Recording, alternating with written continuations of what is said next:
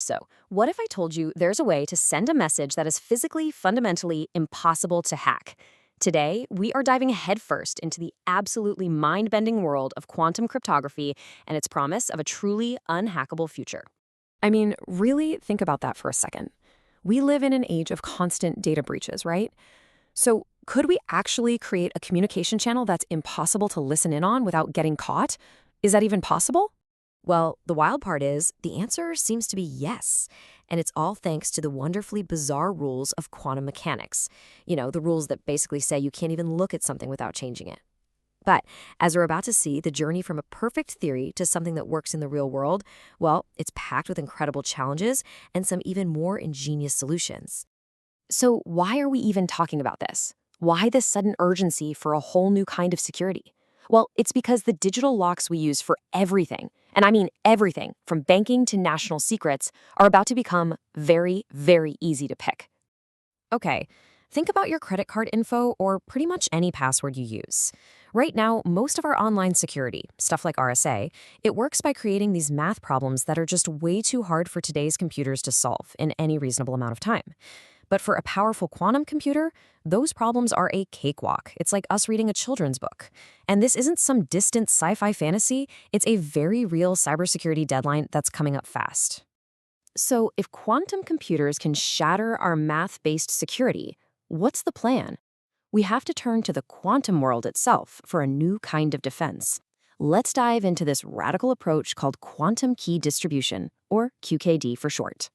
So the whole idea here is to stop relying on complicated math and instead use the fundamental laws of physics to share a secret key. It's like having a security system that was designed by the universe itself.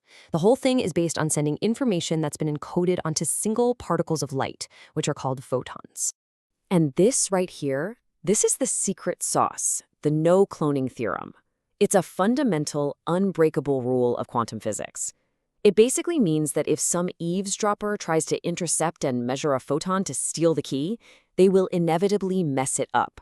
They'll leave fingerprints all over it. And that disturbance, it's like a cosmic tripwire that instantly tells the real users, hey, someone's listening in. In theory, this makes the whole thing perfectly secure. Okay, now this is where things get really fascinating. You see, while QKD is basically a fortress on paper, actually building it in the real world is a whole other story. The physical hardware we have to use, it's not perfect. And those tiny, tiny imperfections create little cracks and vulnerabilities that clever hackers have figured out how to exploit. We're going to break down the three biggest challenges. You could call them the three horsemen of the quantum apocalypse.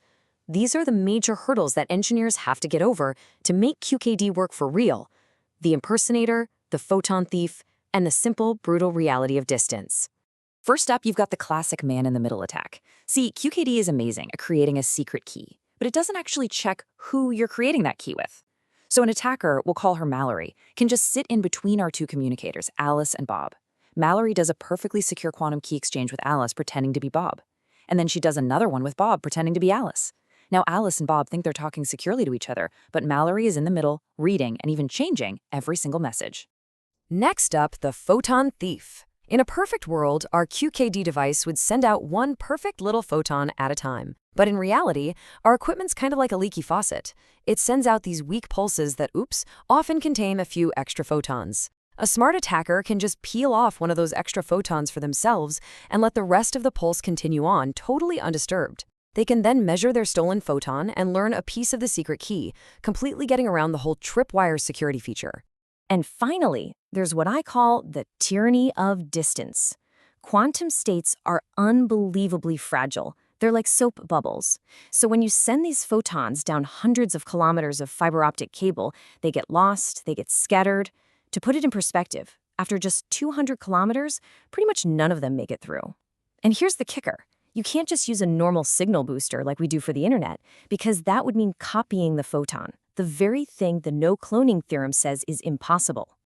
So with all these pretty serious problems, you might be thinking QKD is a failed experiment, right? Well, not at all. Because for every one of these vulnerabilities, scientists have been cooking up some truly brilliant solutions. It's a classic cat and mouse game. And you know what? The good guys are getting really, really smart. So how do you stop the impersonator? It's almost funny, but the fix for this super advanced quantum problem is a surprisingly low-tech solution. You just have to authenticate first. Before you start the fancy quantum key exchange, you use a trusted, normal method, like a digital signature, to prove you are who you say you are. It's really just like asking for an ID before you share a secret. And to catch that photon thief, you set a trap. The person sending the message, Alice, starts randomly mixing in decoy pulses along with the real ones. These decoys look similar but have different, weaker intensities.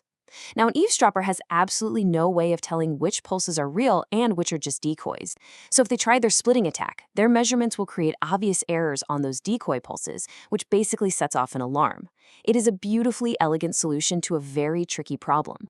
And how do you conquer distance? For that, we need something called a quantum repeater. Now, it's a very complex piece of technology, but the basic idea is that it uses that other bizarre quantum trick called entanglement, what Einstein famously called spooky action at a distance. It uses entanglement to build a brand new, secure connection between segments of the fiber. It's almost like teleporting the quantum information from one repeater to the next without ever actually copying it. This lets us chain together these short, secure links to eventually span a huge distance. Okay, so with these major problems now having pretty solid solutions, where does QKD actually fit into our future? I mean, is this going to be in every home protecting your Netflix stream? Probably not. Let's look at the data to see where this incredibly powerful, but also very specific technology is headed. First things first, let's follow the money. The market for this stuff is already sitting at over $1 billion, and it's projected to more than triple in the next decade. So that tells you there is serious, sustained investment from governments and major companies who are betting big on this tech. But here's the reality check, the cost. Rolling out a QKD system is incredibly expensive. We're talking more than $500,000 for typical enterprise setup. It needs all the specialized hardware, like its own dedicated fiber optic lines and photon detectors that have to be cryogenically cooled. So yeah, don't expect to see a QKD-enabled sticker on your next Wi-Fi router anytime soon. Because of that high cost and complexity, there's a whole other team on the field, and it's called Post-Quantum Cryptography, or PQC. This is a completely different playbook. It's all software. Instead of relying on physics, PQC is all about finding brand new mathematical problems that we believe are just too hard to solve, even for the most powerful quantum computers we can imagine. And this lays out the trade-offs perfectly. It's really a classic showdown. On one side, you have QKD, which offers security that's literally guaranteed by the laws of physics, but it requires expensive, brand new hardware. On the other side, you've got PQC. Its security is based on mathematical assumptions, problems we think are hard, but it's cheap and can be deployed with a simple software update. It's really a battle of hardware versus software, physical proof versus mathematical theory. And this shows you exactly who is making that trade-off right now. The main people using quantum cryptography today are the ones whose secrets are so incredibly valuable that the high cost is just part of doing business. We're talking the military, protecting national security, governments securing diplomatic communications, and major financial institutions trying to safeguard the global economy. For them, they need the absolute highest level of security, the kind of guarantee that only physics can provide. So that really leaves us with the big question as we head into this new era. As we try to build our quantum-safe future, where are we going to place our trust? In the unbreakable laws of physics with QKD, or in the elegant complexity of new mathematics with PQC? Or is the real answer going to be a hybrid of both, with each technology protecting us in different vital ways? The race is on, and really the security of our entire digital world hangs in the balance.